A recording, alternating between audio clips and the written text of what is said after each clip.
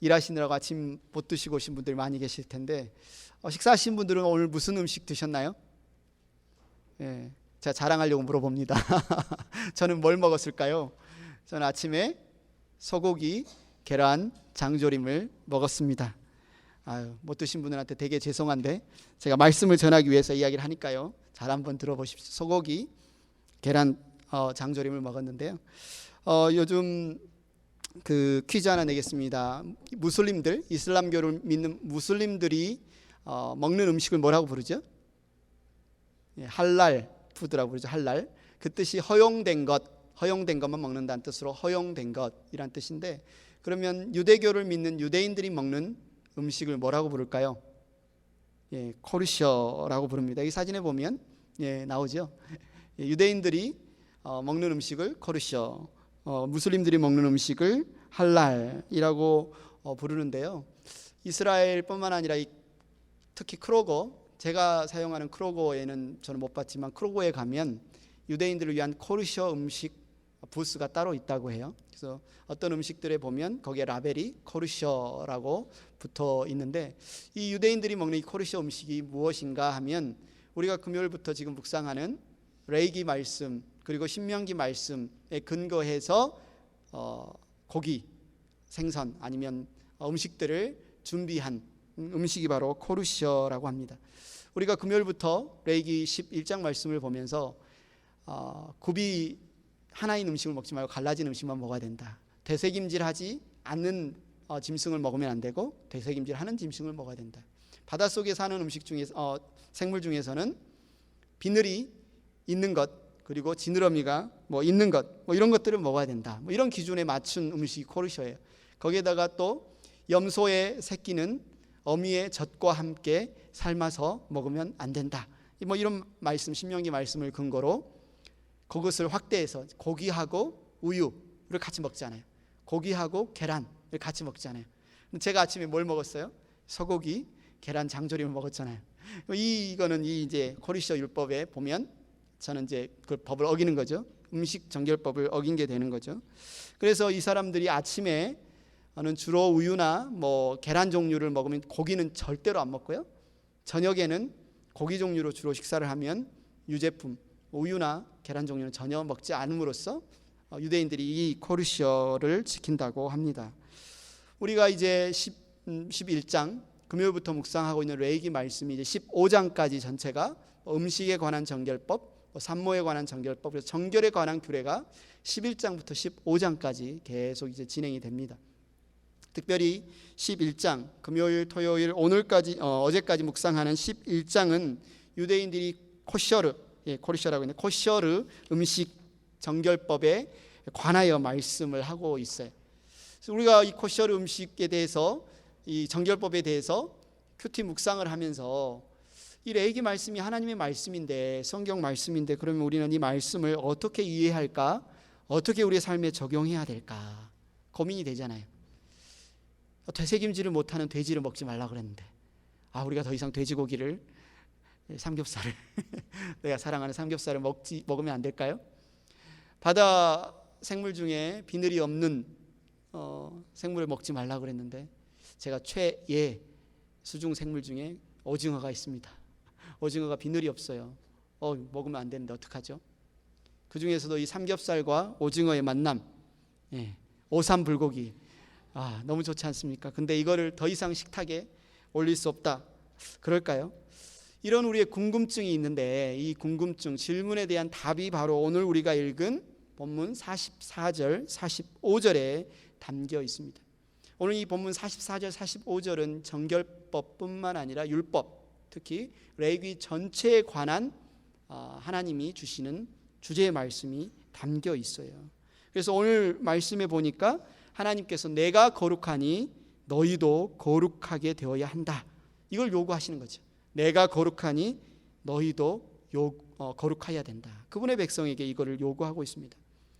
우리가 지금 3주째 레위기 말씀을 같이 나누고 있는데요. 1장부터 9장까지는 하나님께 우리의 영혼이 깨끗하게 예배드릴 수 있도록 5가지 제사법을 가르쳐 주셨고, 10장 레위기 10장에서는 아론의 네 아들들, 내 아들들이 드린 두 가지 종류의 제사에 대해서 설명하고 있어요. 그래서 혹시 궁금하신 분들은 지난주 수요일 날 우리 김기호 목사님이 설교하신 내용이 우리 홈페이지에 올라와 있으니까 한번 들어보시면 이 두 가지 예배에 대해서 좀 자세히 설명이 돼 있을 텐데, 여기에 보면 큰아들 둘째 아들 나답과 아비후가 하나님께 제사를 드렸는데 하나님이 명령하시지 않은 금지한 불을 향로에 가지고 제사를 드리다가 하나님께 심판을 받았어요. 불이 나와서 그 자리에서 죽고 말았어요. 율법에 기록된 말씀을 어긴 거죠. 그런데 그 동생 엘르아살과 이다말이 또 하나님께 예배를 드렸는데, 내용을 보면 하나님이 모세를 통해서 주신 율법을 사실은 이들도 문자적으로 어겼어요. 하나님께 드린 속죄제를 드린 이 예물을 제사장들이 성소에서 나누어서 먹으라고 했는데 이들이 그냥 끝까지 다 불살라 버렸어요. 그런데 나답과 아비후와는 달리 이다말과 엘르에셀과 이다말은 죽지 않습니다. 그것을 보니까 모세의 입을 통해서 하나님이 기뻐하셨다. 그들이 그 율법을 지키려는 그 의도를 기뻐하셨다라고 말씀하시는 장면을 통해서 율법을 주신 하나님의 의도에 어떻게 순종했느냐, 율법을 우리에게 제정하신 그 정신에 어떻게 순종했느냐 안 했느냐의 여부로 나답과 아비후는 심판을 받았고 엘르아살과 이다말은 하나님이 받으시는, 좋게 여기시는 제사를 드렸다는 거죠. 그리고 오늘 우리가 있는 11장이 그 10장에 이어서 나오는데, 먹을 수 있는 정결한 음식과 먹어서는 안 되는 부정한 음식을 아주 세세하게 육지생물, 바다생물, 공중, 곤충 세세하게 구분해 놓았습니다. 자, 그렇다면 이 정결, 음식에 관한 정결법을 우리가 어떻게 이해하고 어떻게 우리의 삶에 적용해야 될까? 율법을 주신 그 정신, 율법을 주신 의도가 중요하다면 오늘 이 말씀 정결법 역시 무엇을 먹느냐, 무엇을 마시느냐 보다 더 중요한 것이 하나님이 명령하신 거룩함을 지키느냐 지키지 못하느냐에 달려 있다는 거죠. 그래서 사도 바울은 로마서 10장 31절에서 이렇게 말하고 있습니다. 같이 한 목소리로 읽겠습니다. 시작. 그러므로 여러분은 먹든지 마시든지 무슨 일을 하든지 모든 것을 하나님의 영광을 위하여 하십시오. 명확합니다. 무엇을 먹느냐, 무엇을 마시느냐 이것이 중요한 게 아니고, 먹든지 마시든지 무엇을 하든지 그것이 하나님의 영광을 위한 것이냐 아니면 하나님의 영광을 위한 것이 아니냐, 이것이 우리에게는 중요하다는 거죠. 기쁜 소식이죠. 여러분, 오삼 불고기 먹어도 되겠습니다. 하나님의 영광을 위해 드십시오. 우리가 잘 아는 신약시대를 사는 우리가 잘 아는 변함없는 진리가 있는데, 하나님의 아들이신 예수 그리스도께서 어린 양으로 오셔서 저와 여러분의 모든 죄를 대신해서 십자가에 단번에 자신을 들이심으로 구약의 모든 제사법을 완성하셨습니다. 예수님의 십자가의 대속 일하심으로, 사역으로 더 이상 우리에게는 구약의 동물 제사법이 필요가 없습니다. 구약의 동물 제사법의 효력은 이제 종료되었습니다. 사도 바울은 로마서 14장 17절 18절에서 이제 예수 그리스도의 핏값으로 구원함을 얻어 하나님의 나라를 살아가는 저와 여러분의 삶을 이렇게 말하고 있습니다. 하나님의 나라는 먹는 일과 마시는 일이 아니라 성령 안에서 누리는 의와 평화와 기쁨입니다.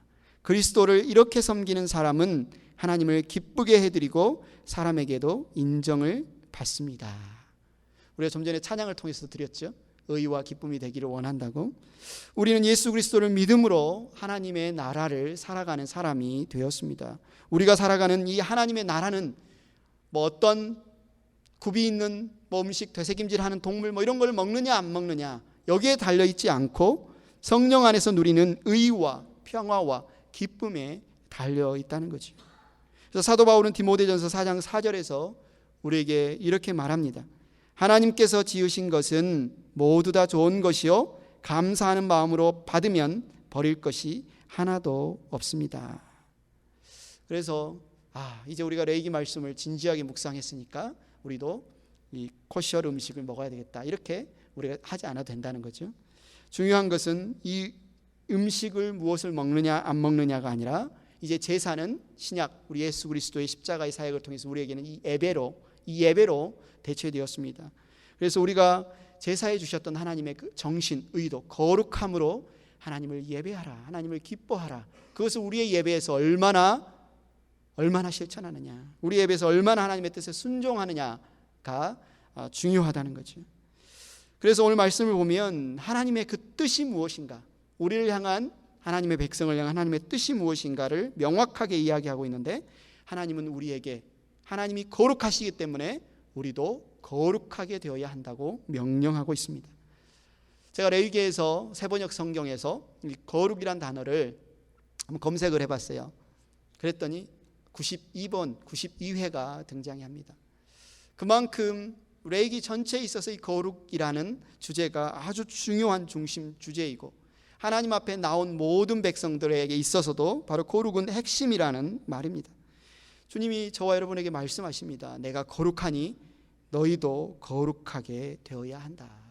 이스라엘 백성들에게 이 말씀을 주셨어요. 내가 거룩하니 너희도 거룩하게 되어야 한다. 그런데 이 말씀을 지금 레위기 말씀을 언제 주고 있다고 그랬죠?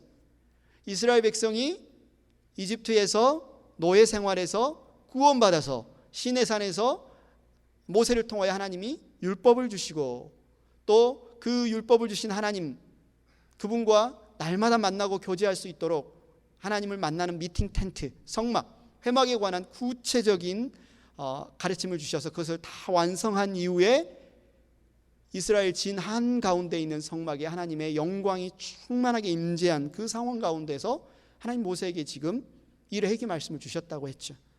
그래서 정말 그 상황에서 하나님 지금 내가 거룩하니 너희도 거룩하게 되어야 한다, 이 말씀을 주시는 거예요. 그런데 지금 이스라엘 백성들이 있는 곳은 최종 목적지가 아니잖아요. 이집트에서 나왔지만 지금 그들은 사막에 있습니다. 광야에 있어요. 그들이 가야 할 곳은 하나님이 약속하신 땅, 가나안 땅이에요. 가나안 땅으로 지금 가는 여정 한복판에서 하나님이 지금 이 말씀을 주셨는데, 그런데 그들에게 있어서 지금 가장 중요한 말이 거룩하라는 말일까? 이런 질문을 던져볼 수가 있잖아요. 이제 앞으로 그들은 이 험난한 광야를 지나가야 하는데 그곳에는 물도 없어요, 음식도 없어요. 독이 있는 정갈과 불뱀들이 그들을 언제든지 공격할 수 있는 상황에 하나님이 중요한 어떤 가르침을 주신다면, 너희가 힘들고 어렵겠지만 나를 끝까지 의지하고 견디면 내가 가나안 땅으로 인도하겠다, 뭐 이런 말씀을 주실 수 있잖아요. 아니면 이제 너희가 얼마 지나지 않아 가나안 땅에 들어가면 그곳에는 견고한 성읍, 힘이 센 장사, 거인족이 사는데 그 무서운 적들과 너희가 싸워야 할 텐데 너희가 많이 겁내고 무서워하는 거 안다. 그러나 나를 의지하면 두려워하지 않고 담대하여라, 뭐 이런 명령을 하실 수 있잖아요. 아니면 그 남자만 60만 명, 어린아이와 여자까지 합하면 200만 명의 사람들이 함께 텐트를 치고 이동하고 생활하면서 얼마나 불편한 일이 많겠어. 싸우기도 하고 다투기도 하고, 야, 내가 너희를 나의 백성으로 불렀으니 너희 싸우지 마라, 서로 사랑하고 이해해라, 뭐 이런 말씀을 주실 수도 있었을 텐데, 하나님은 왜 굳이 내가 거룩하니 너희도 거룩하게 되어야 한다, 이 말씀을 가장 중요한 명령으로, 가장 우선순위로 그들에게 주셨을까? 그 의미로 우리가 한번 생각해 보면 좋겠습니다. 그렇다면 먼저 우리가 그 거룩이란 뜻이 과연 무엇인가? 거룩이란 뜻이 무엇인가? 여러분, 거룩하면 무슨 장면이 떠오르십니까? 뭐 거룩한 목사님, 뭐 거룩한 집사님, 뭐 거룩한 성도님 생각하면 어떤 모습이 주로 떠오르세요? 양복을 잘 차려입고 성경책을 옆에 잘 끼고, 얼굴은 어떻게 해야 돼요? 너무 경박하게 웃지 말고 이렇게 살며시 미소를 지으면서 고개도 천천히 할렐루야, 반갑습니다 이런 식으로 뭔가 홀리 보이스로 인사하는 뭐 그런 모습, 이게 떠오르십니까? 아니면 죄를 짓지 않는 삶, 그래, 죄를 짓지 않을 뿐만 아니라 음욕이나 남을 미워하는 그 악한 생각, 더러운 생각조차도 하지 않은 그런 모습, 이게 거룩한 삶이지, 뭐 그렇게 생각하십니까? 아니면 뭔가 하나님의 신령한 은사, 카리스마가 있고 뭔가 분별력, 꿰뚫어 보는 분별력이 있는 그런 분들을 볼 때 참 거룩한 분이다, 이렇게 생각하십니까? 뭔가 하나님의 신령한 분위기가 있어서 함부로 우리가 대하기도 힘든 그런 모습을 여러분 거룩함이라고 생각하십니까? 그래서 여러분이 오늘 말씀이 내가 거룩하니 너희도 거룩하게 되어야 한다, 이 말씀을 받을 때 거룩, 나와는 상관이 없을 것 같은데, 나와는 좀 거리가 멀 것 같은데, 내가 거룩, 힘든데, 뭐 이런 생각을 하십니까? 그런데 오늘 말씀을 보면 하나님이 거룩에 대해서 말씀하실 때 그것이 특별하고 탁월한, 우리하고는 전혀 상관없는 거리 먼 어떤 그런 모습으로 거룩을 설명하고 있지 않으십니다. 오늘 보면 44절을 보면 거룩의 의미를 아주 간단하고 소박하게 정의를 하시는데, 44절 앞부분을 보세요. 나는 주 너희의 하나님이다. 그러므로 너희는 몸을 구별하여 바쳐서, 그냥 몸을 구별하여 바친 것을 뭐라고 부르냐면 거룩한 사람이 되는 것이다, 이렇게 말하고 있죠. 너희는 몸을 구별하여 바쳐서 거룩한 사람이 되어야 한다. 그래서 거룩이란 한마디로 구별하다라는 뜻입니다.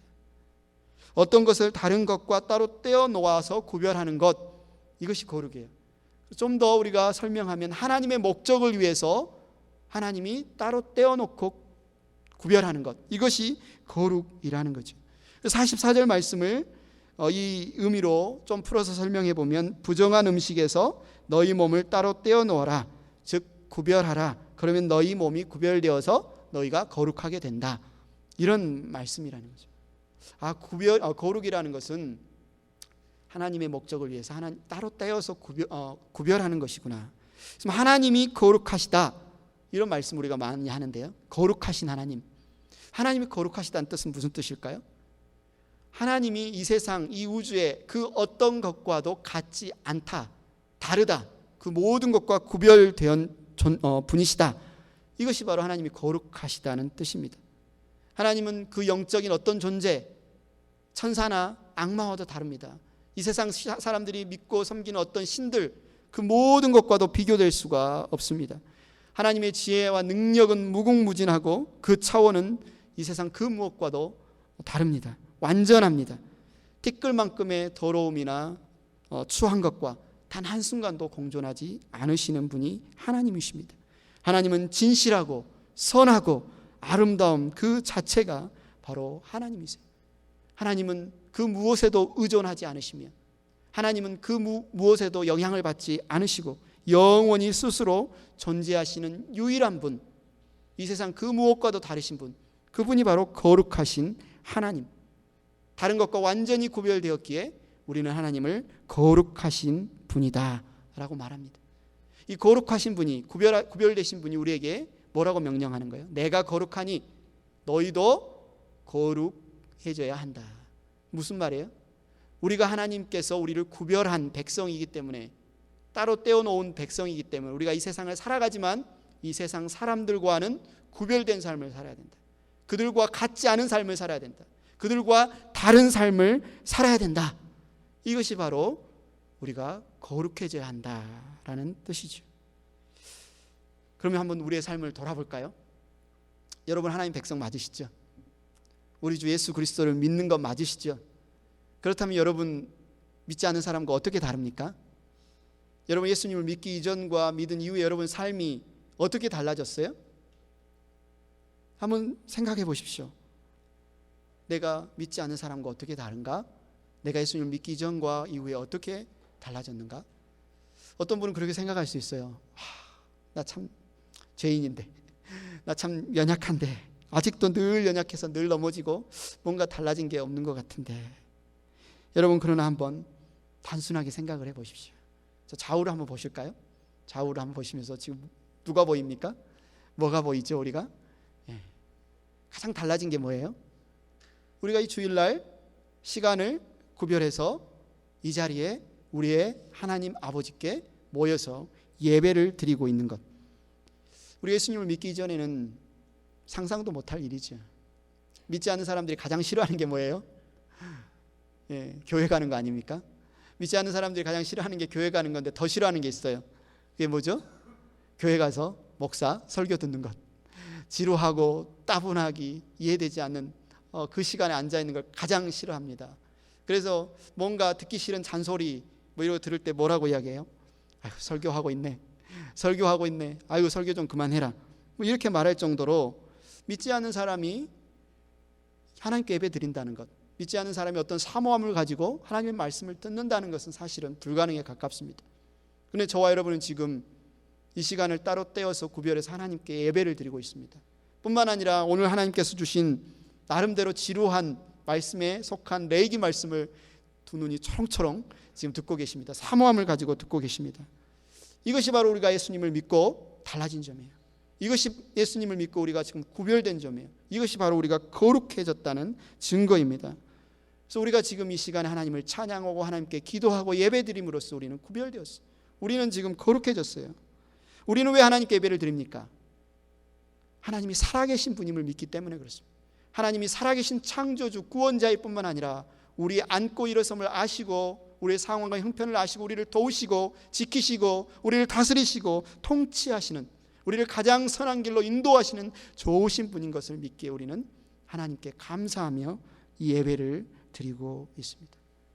그리고 우리 한 주간의 삶을 돌아보면서 우리가 구별되지 못했던 삶, 어쩌면 다시 세상에 물들었던 그 삶을 회개하며 하나님의 은혜의 말씀 앞에 자백하며 다시 깨끗함을 받아 하나님의 자녀답게 살아가기로 헌신하는 시간, 그 시간이 바로 이 예배의 시간이에요. 그래서 이 예배가 얼마나 소중합니까? 하나님이 거룩하니 너희도 거룩하라고 말씀하실 때 우리가 드리는 이 예배가 얼마나 귀중합니까? 자, 그런데 문제가 있어요.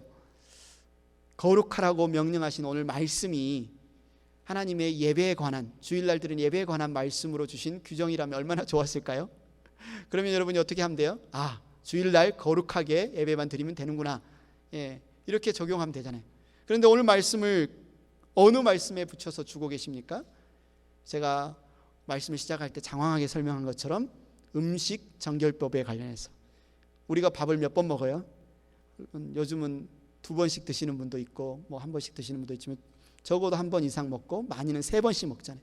세끼 우리가 음식 식사를 하는 것은 우리의 일상생활을 의미하지 않습니까? 하나님께서 이 일상과 관련돼서 오늘 내가 거룩하니 너희도 거룩하라고 이 말씀을 주셨다는 거죠. 우리가 주일날 모여서 하나님께 예배드리는 이 시간만 구별해서 하나님께 드리면 끝나는 것이 아니라, 거룩하게 드리면 끝나는 것이 아니라 이 시간 이후에 우리가 살아가는 우리의 가정에서, 우리의 일터에서, 우리의 주중에 드리는 모든 일상을 하나님은 지금 거룩하게 되어야 한다라고 말씀하시는 것입니다.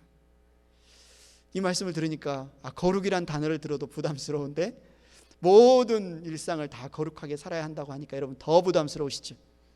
도무지 자신이 없으시죠? 내가 정말 거룩한 삶을 살 수 있을까? 실현 불가능한 모습처럼, 목표처럼 아마 생각되지 않으십니까?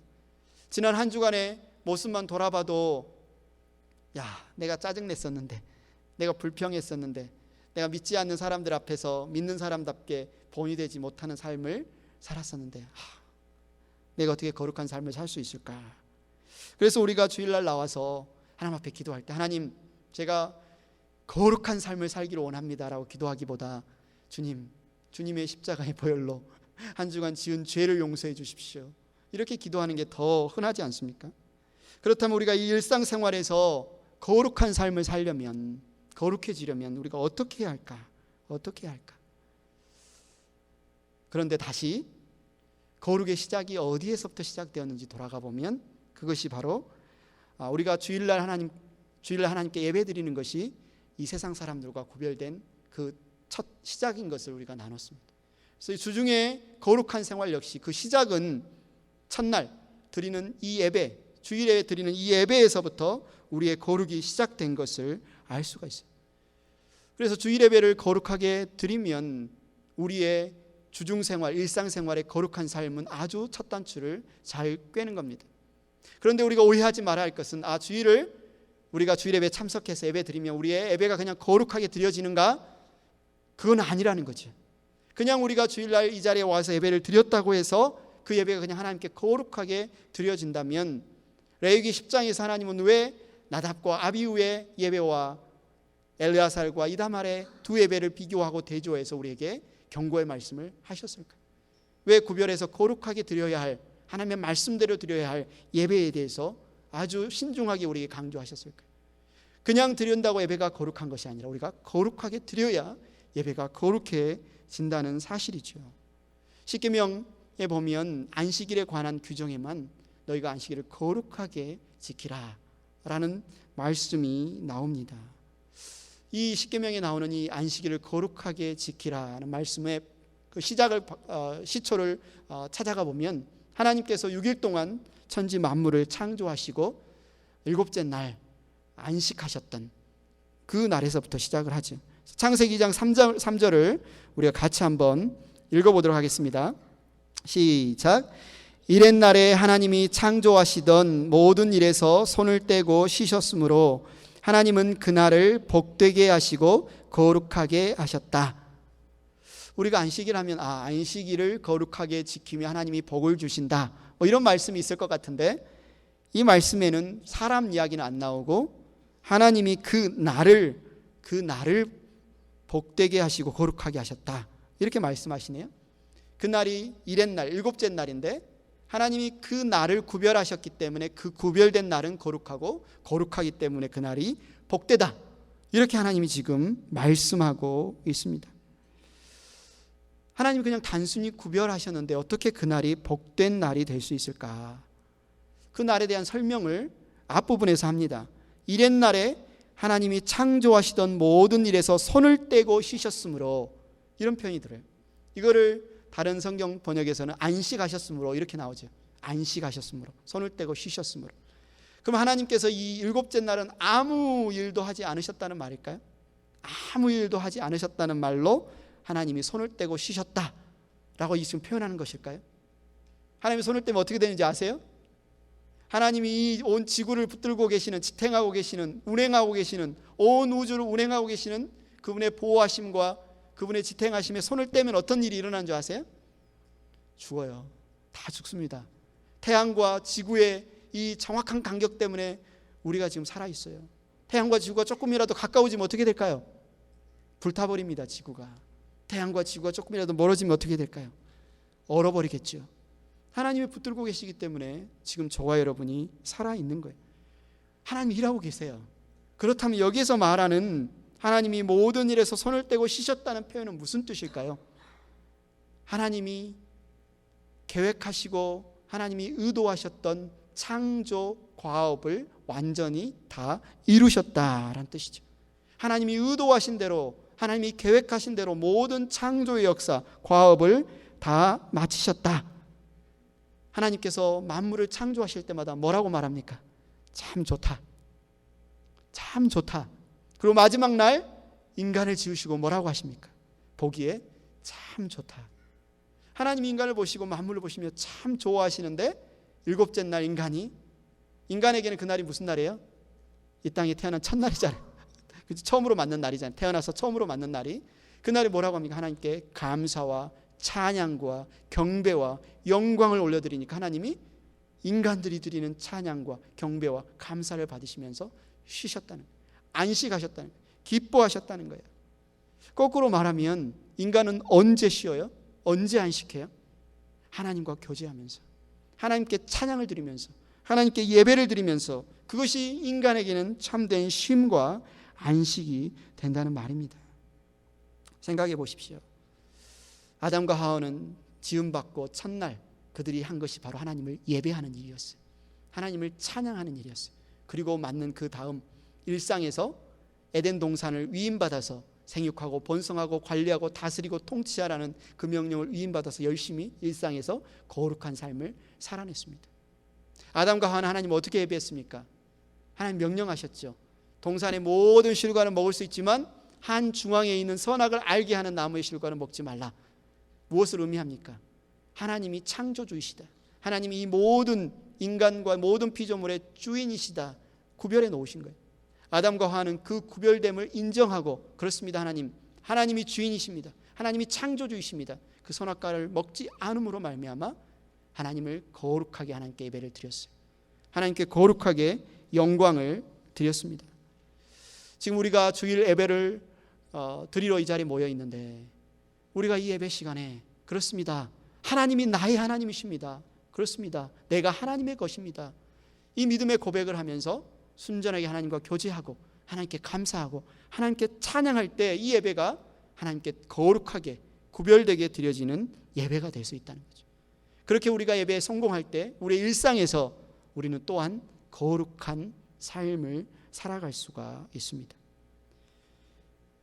우리가 믿는 우리가 거룩해진다는 표현이 그래서 무슨 뜻일까? 믿는 우리가 거룩해진다는 표현이 무슨 뜻일까? 결국은 예수 그리스도께서 십자가의 보혈로 나를 구원하셨다. 그래서 내가 하나님의 자녀가 되었다. 이 사실을 믿는 것이, 구별된 것을 믿는 것이 우리가 거룩해진다는 의미입니다.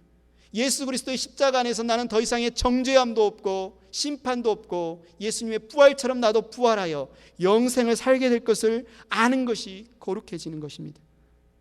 이 땅을 내가 발을 딛고 살아가지만, 수많은 이 사람들처럼 살아가지만 나는 특별히 하나님의 구별됨으로 부름받아서 하나님의 나라를 살아가는 성도라는 사실을 내가 인식하는 것이 바로 거룩해지는 거예요. 하나님이 나의 아버지시다, 나는 그분의 백성이라는 사실을 내가 의심하지 않고 믿음으로 고백하는 것이 바로 거룩해지는 것입니다. 그래서 하나님의 백성답게, 자녀답게 말하고 생각하고 행동하는 것, 그것이 바로 내가 거룩해지는 것이에요. 그래서 하나님이 이미 나를 구별하셔서 거룩하게 만드셨다는 사실을 아는 것이 다른 말로 거룩해지는 것이에요. 이미 하나님이 나를 거룩하게 하셨구나, 이미 하나님이 나를 구별하셔서 그분의 자녀를 삼으셨구나, 이 사실을 알고 믿음으로 고백하는 것이 바로 거룩해지는 것이라는 것이죠. 예수 그리스도의 십자가 안에서 내가 무엇인가, 내가 누구인가, 이 사실을 알고 믿고 고백하는 것이 바로 거룩해진다는 것의 의미입니다. 오늘 본문 45절 같이 한번 읽겠습니다. 시작. 나는 너희 하나님이 되려고 너희를 이집트 땅에서 데리고 나온 주다. 내가 거룩하니 너희도 거룩하게 되어야 한다. 말씀을 잘 보십시오. 하나님이 나오는데 이 하나님이 어떤 하나님이시냐면 너희 하나님이 되시려고, 너희 하나님이 되려고. 그래서 거룩해진다는 것은 하나님이 그냥 하나님이 아니라 나의 하나님이 된다는 것이 바로 거룩해진다는 의미입니다. 하나님이 나의 하나님으로 구별되셨어요. 스스로 자신을 구별해 주셨고 나를 그분의 백성으로 구별해 주신 것, 이것이 거룩해진다는 의미예요. 하나님과 나의 하나님은 엄청난 차이가 있습니다. 마태복음 25장에 보면 열처녀 비유가 나오지요. 혼인잔치에 관한 비유인데 신랑을 기다리는 열처녀가 기름 등불을 가지고 준비를 해야 되는데 5처녀는 기름을 준비하지 못해서 떠나고 나머지 5은 이제 신랑이 오는 혼인잔치에 참여한다는 내용입니다. 이 혼인잔치가 누구에게나 다 나의 혼인잔치겠습니까? 여기에 나오는 신랑이 모든 사람의 신랑이겠습니까? 누군가에게는 나의 신랑이지만 누군가에게는 남의 신랑이고, 이 잔치가 누군가에게는 내가 참여하는 나의 잔치지만, 나를 위한 잔치이지만 누군가에게는 그냥 남의 잔치일 뿐입니다. 하나님께서도 그냥 하나님이 아니라 내가 너희를 이집트 땅에서 데리고 나온 이유는 내가 너희의 하나님이 되려고 너희를 불렀다. 하나님은 이걸 간절히 원하시는 거예요. 나는 너희의 하나님이 되고 싶다. 그래서 나가 거룩하니 너희도 거룩하라는 말은 내가 너희의 하나님이 되고 싶다, 내가 너희의 하나님이 되기를 간절히 원한다, 이 말씀을 하시는 겁니다. 나는 너희의 하나님이 되고 싶다. 나는 너희에게 그냥 하나님이 아니라 바로 너희의 하나님이 되고 싶다. 남의 하나님이 아니라 너희의 하나님이 되고 싶다. 그래서 나는 너희에게 명령한다. 내가 거룩하니 너희도 거룩하여라. 사랑하는 행복한 교회 성도 여러분, 하나님이 그냥 하나님이 아니라 나의 하나님이신 것을 믿으십니까? 우리 주님이 그냥 주님이 아니라 나의 주님이신 것을 믿으십니까? 예수님의 십자가가 그냥 누군가 다른 사람을 위한 십자가가 아니라 나를 위한 십자가이라는 사실을 여러분 믿으십니까? 예수님이 그 십자가에서 죽으심으로 말미암아 그 누군가의 죄가 용서받은 게 아니라 바로 나의 죄가 깨끗하게 용서받았다는 사실을 여러분 믿으십니까? 예수님이 죽음의 권세를 이기고 사신 것이 누군가를 부활시키기 위한 것이 아니라 바로 나를 살리시기 위한 부활이라는 사실을 여러분 믿으십니까? 하나님은 나의 하나님이십니다. 하나님은 우리의 하나님이십니다.